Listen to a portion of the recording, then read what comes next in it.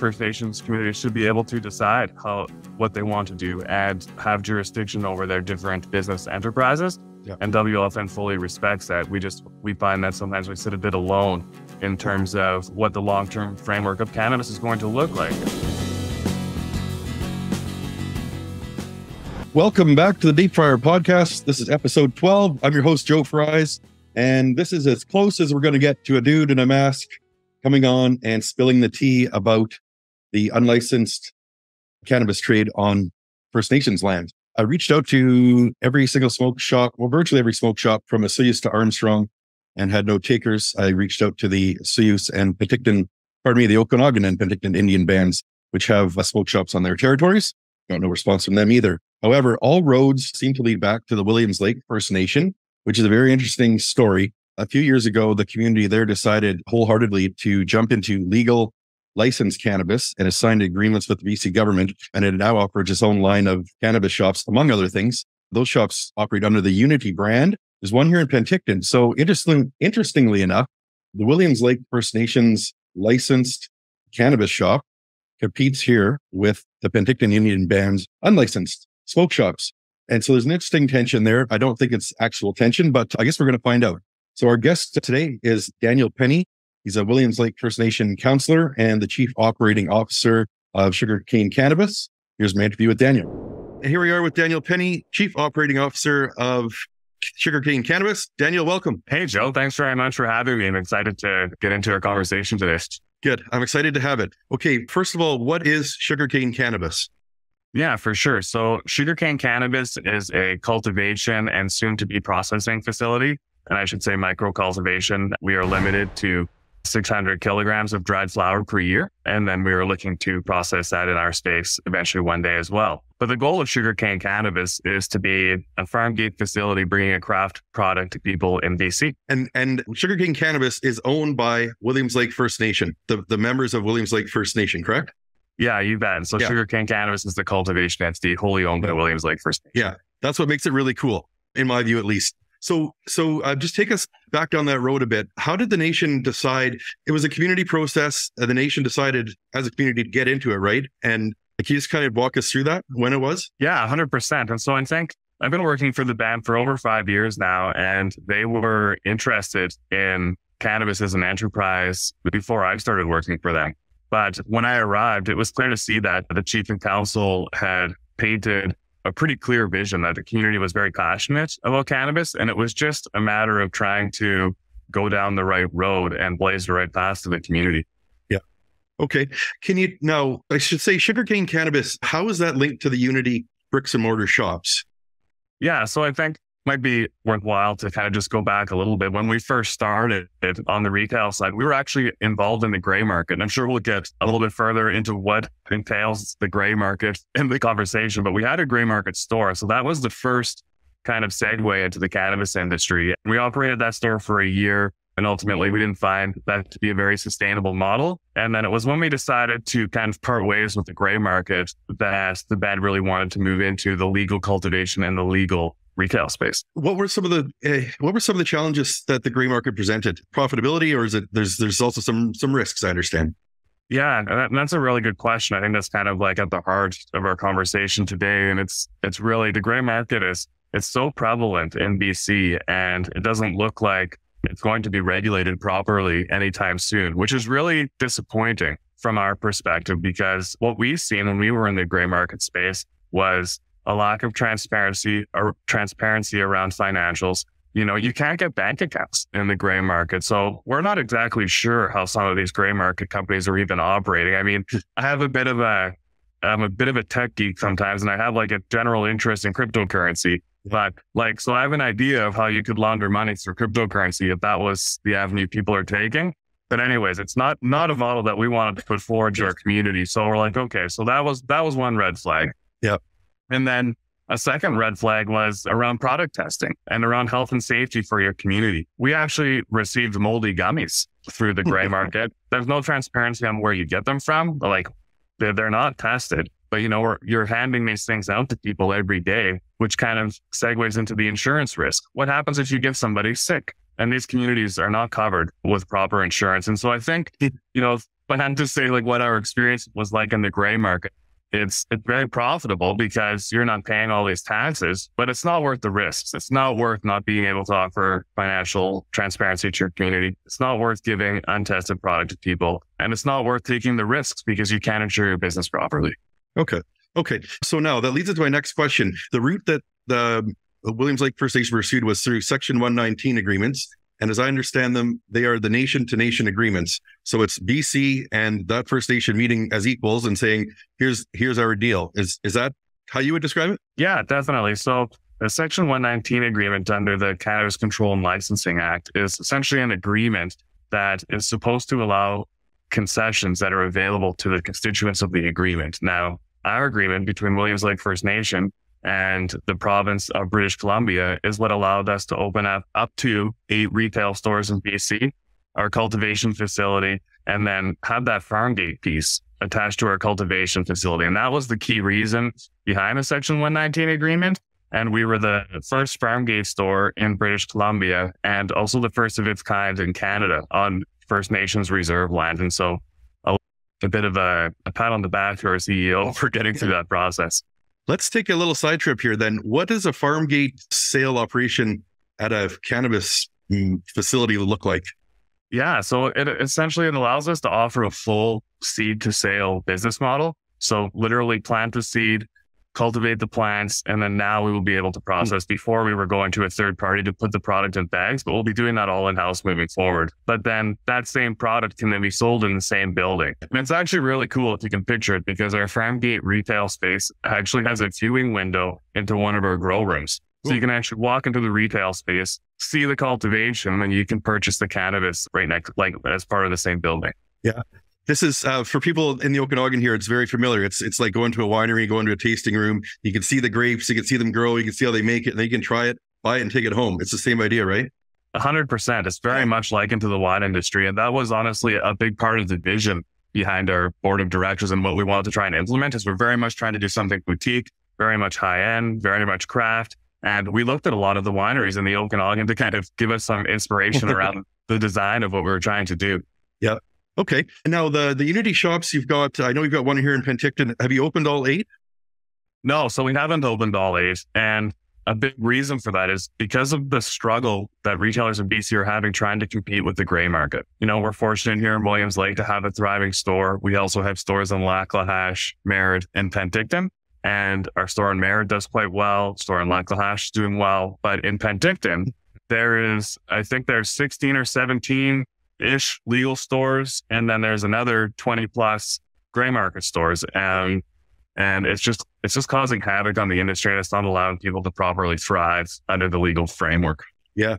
So I kind of wondered then why Unity would choose to compete in this market as opposed to somewhere else where there's less competition. Yeah, it's a good question. I think a lot of it stems from that passion from the community behind cannabis. Yep. First Nations have been using cannabis spiritually and in ceremony for thousands of years. And so the outlook on cannabis in terms of getting that community engagement is very positive. And so it was worth it to try and dive into such a passionate industry.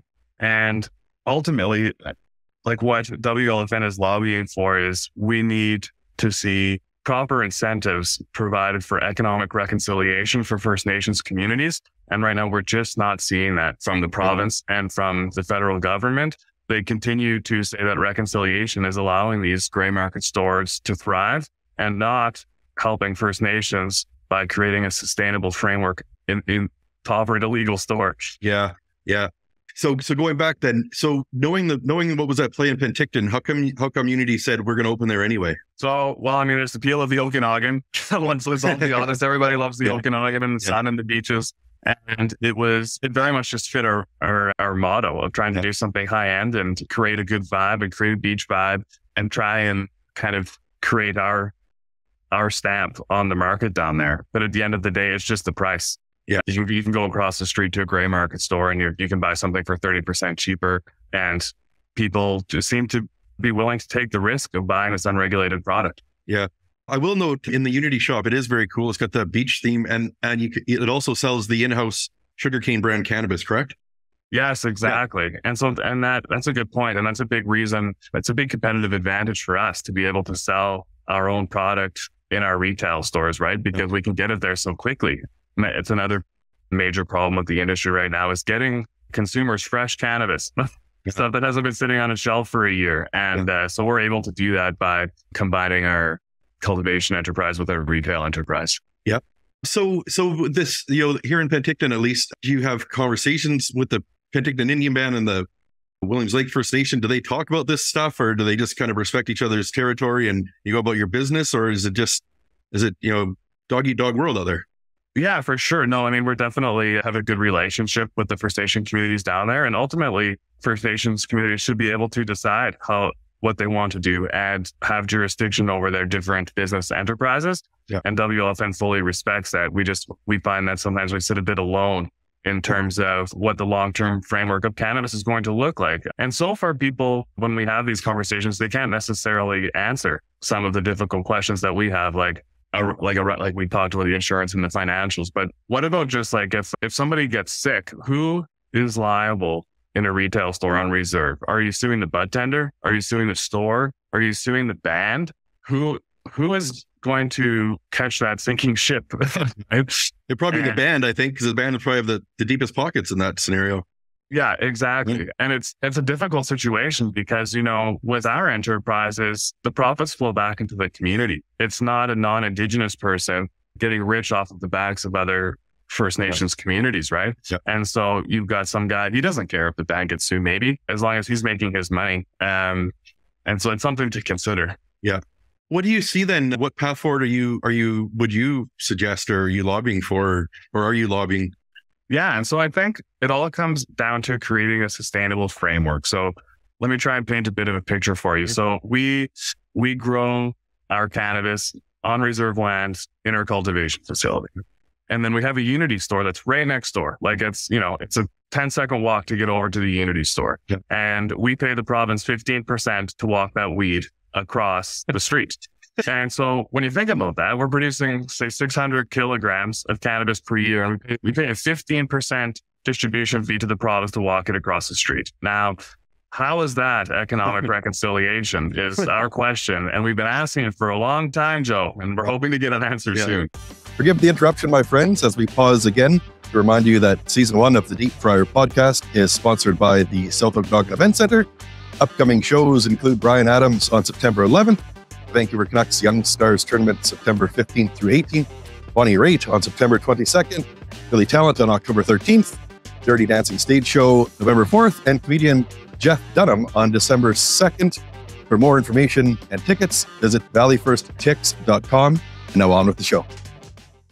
Where do you see these smoke shops sort of going then in the future? Do they stay around, but there's a way to regulate them, or you got to live with them, or what do you see here? It's a good question. And honestly, we don't see the path forward for these gray market stores. So when you ask kind of like what the future looks like, for us, we don't think very much, or it's going to take years because you're essentially reinventing the wheel. And on the cultivation side, there's a lot of people, a lot of businesses in Canada that are looking to export internationally. So if once this framework is created for these First Nations businesses operating under their own jurisdiction, is this certification yet to be created going to be accepted internationally?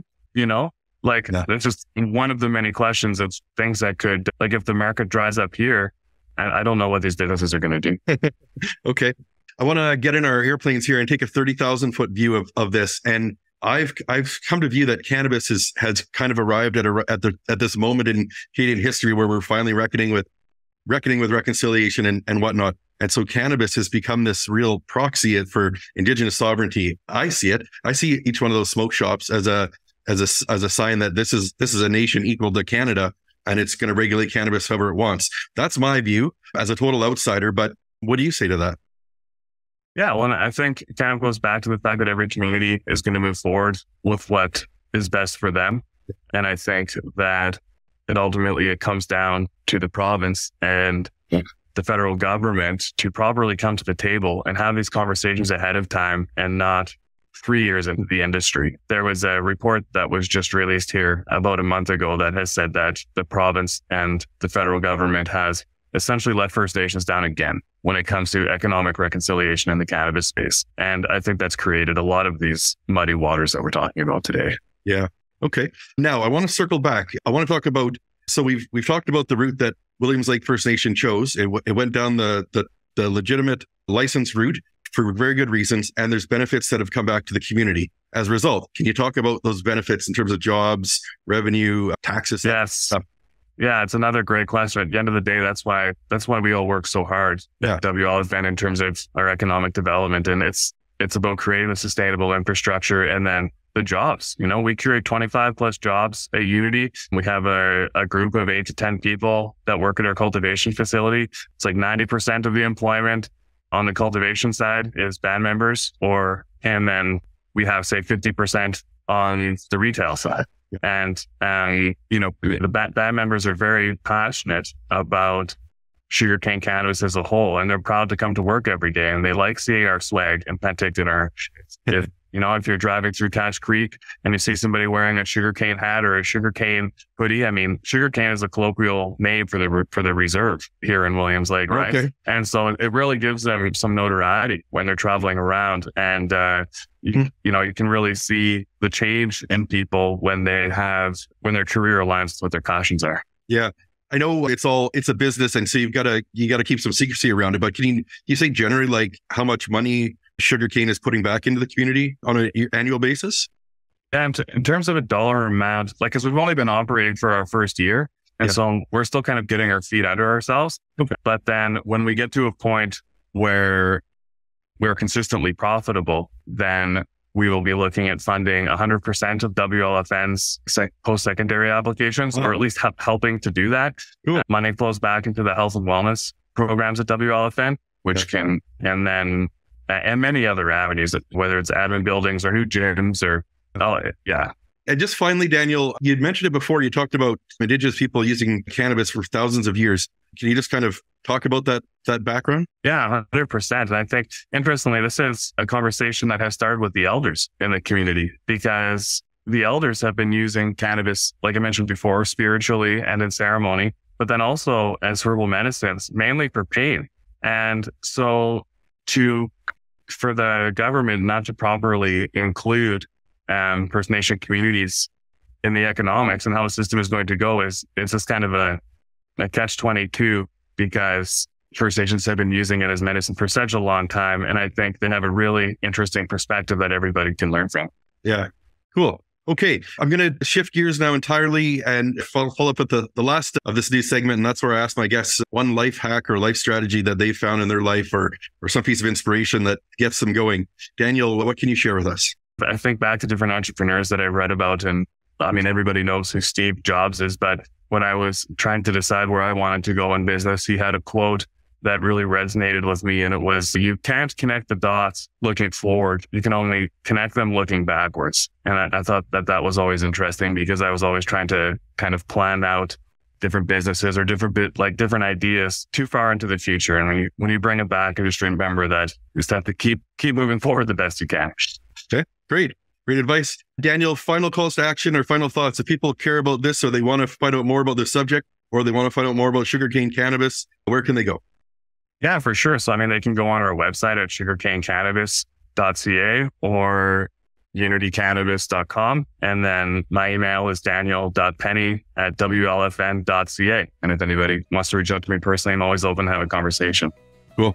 Thanks very much for coming on, Daniel. Appreciate it. Okay, right on. Thanks, Joe. All right, my friends, that brings us to the end of episode 12 and the end of season 1 of the podcast. Thanks for coming along on this ride. I do have some thank yous to say. I hope you'll stand by while I do those. First and foremost, to the guests who put their faith in me by coming on this season in order: Drew Barnes, Dean Clark, Desiree Sorowski, Matt Hopkins, Isaac Gilbert, Kylie Jack, Jerome Abraham, Amelia Boltby, Heather Allen, David Wiley, Ryan Graham, and Daniel Penny. Also, a big thank you to producer Danny Riendo from the Charm Factory, who volunteered his services to put these episodes together. He's also the guy responsible for those terrific clips we've been posting on social media. Also have to thank the South Okanagan Event Center for coming on as presenting sponsor of season 1, as well as my other supporters behind the scenes. You know who you are. I couldn't have done it without you. Thank you from the bottom of my heart.